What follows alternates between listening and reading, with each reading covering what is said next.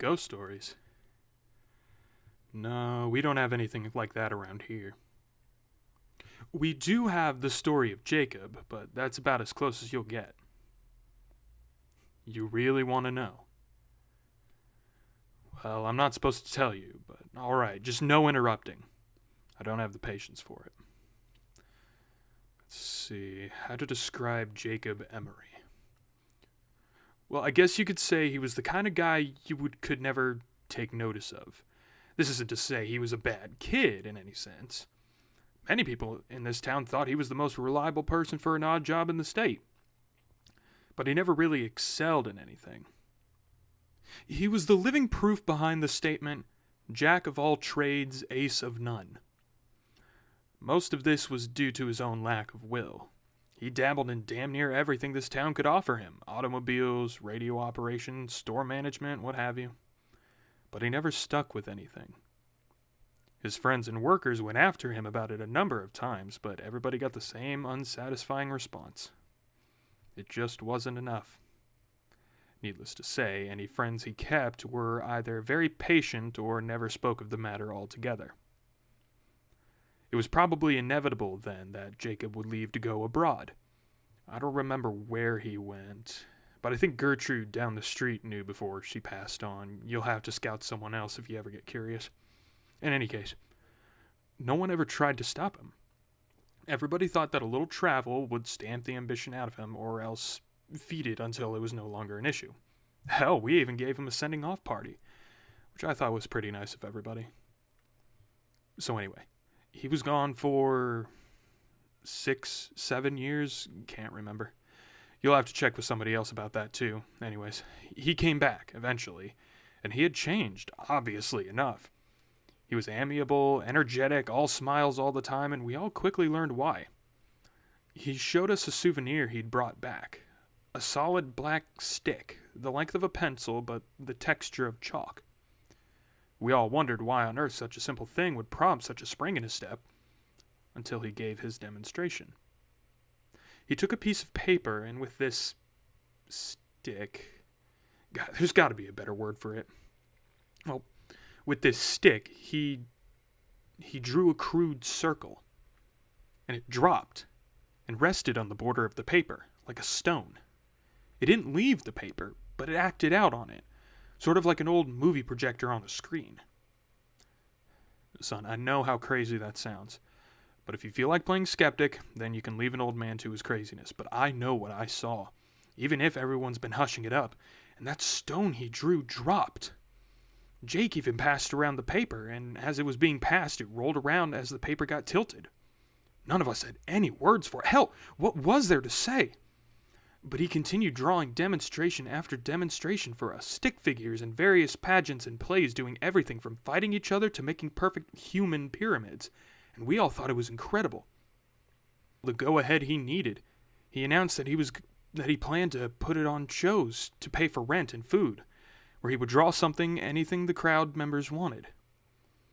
That we talked to some length about, and he eventually convinced us that it would be safe, his drawings ethical, the practice lucrative and unique, and the attention would not go anywhere outside of the town's borders. Poor Jacob. If I'd not been so swept up in the moment, I might have read the signs then and there, and saved that sorry son of a bitch by snapping the terrible thing in half.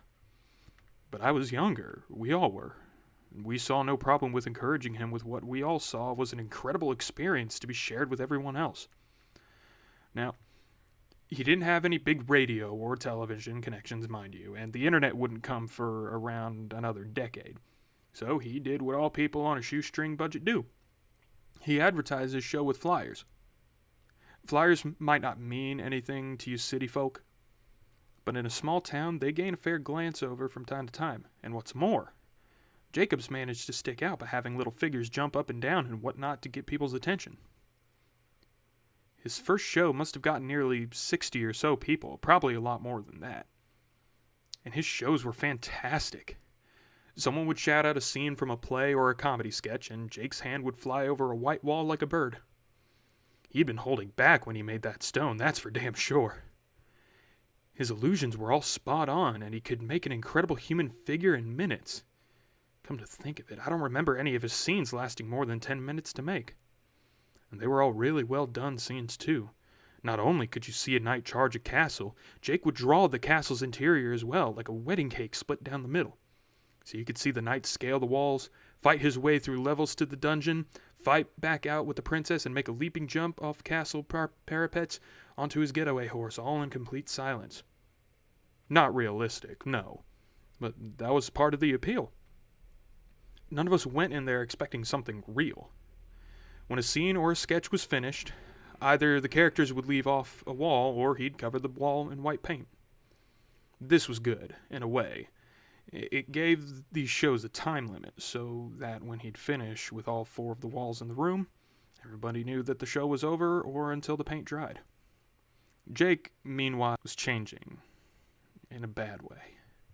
I'd mentioned that upon his return he'd been extremely energetic. Well, that energy, that vitality, or fever, whatever you want to call it, it never left him. Not for an instant. Far from it, it seemed to grow in him, and he enjoyed it all too much. His eyes grew wider, he slept gradually less over time. His statements and opinions were more radical and frenzied. I thought he was never a pushover. He was starting to make people nervous in his company. A month or 2 passed, and Jake's audience grew like a wildfire. Nearly everyone in the town paid to see Jake's art in action, and he had to rent out larger and larger places for them to sit. He now didn't stop after one scene was done. He moved directly on to the next, put on the next blank space on the wall, sometimes to the intriguing effect of causing scenes to mingle, which the crowd loved. The subject matter got more wild and immoral, the monsters got more bizarre and creative, the fighters using more impossible weaponry, all for the sake of the crowd's interests. Jake got steadily more indulgent, which we figured was from all the money, and he became a drinker and a womanizer, neither of which got rid of that vitality, by the way. Some of those women claimed that they'd woken up in the middle of the night to see him scribbling with that stick on a drawing pad, a gigantic grin on his face. And while most of them said they'd assume he was drawing them in the nude, there's rumors that 1 or 2 of them got a glance at that notepad. Those anonymous few supposedly said that those drawings absolutely were not nude pictures, but neither of them, whoever they are, will say what he was drawing. Don't bother looking for the notepads or flyers, though. They're all gone now. I'm getting off track. Point is, he was hitting the bottle, and that's important, because it was that drinking that would eventually ruin everything. On the night of one of his performances, as he walked in front of his cheering crowd, it was immediately apparent to everybody that he was completely drunk. I was in the front row, and I could smell the bourbon on him 10 feet away. The show started. He went through a bunch of sketches and scenarios the crowd recommended, when at the end, someone asked that he draw himself. Everybody cheered the idea. I guess they'd been wondering what his creations thought of him, and he eventually obliged. No sooner had Jake finished connecting the final 2 lines on his coat than every single character across the vast, expansive wall all stopped and looked directly at that illustration. Lovers stopped kissing, clowns stopped laughing, robots stopped fighting pirates, everything stopped and looked at the Jacob illustration. The crowd died almost instantly. I remember Jake's face at that moment, pale white, full of terrible comprehension at his mistake, and looking desperately for the cans of white paint he'd forgotten to put out before the show. Everyone else? They were looking at fake Jacob. That Jacob reached into his jacket pocket, pulled out a black stick of his own, and as we all watched, he drew a door. He pushed on his side and the door swung open, allowing him to walk through onto the floor of the auditorium. The rest was an absolute hellish pandemonium. People screamed and ran for the exits as Jacob's characters, both those currently on the wall and those which had previously left before being covered up, ran out of their own exit, throwing pies, shooting lasers, blowing fire and poison and the impossible. I was near enough to the exit to escape, and gave only one backwards glance, and that scene will haunt me forever.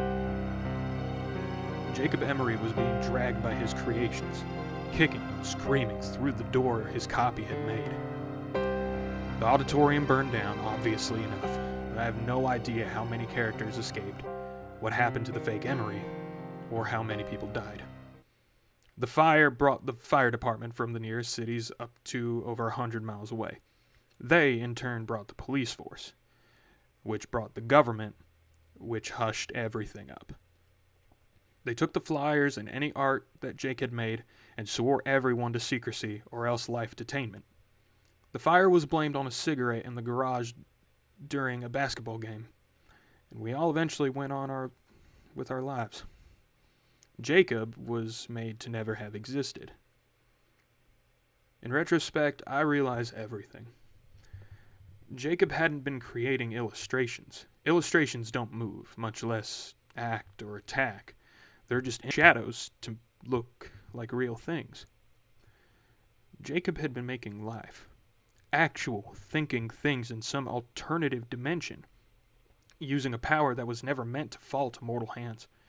He got drunk on his power. His punishment was probably well-deserved too. Incidentally, the government screwed up on 2 different accounts. They did a damn good job silencing everyone, but proof remains. The ruins are still there, you know. The auditorium's ruins.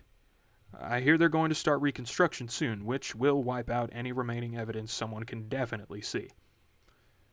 But I went back there once, several years after the fire. Just once. Amidst the rubble, covered in ash, I saw something squirming. I looked closer. It was Jacob Emory's hand on the wall, exactly like it had been 3 years ago, sweaty but calloused.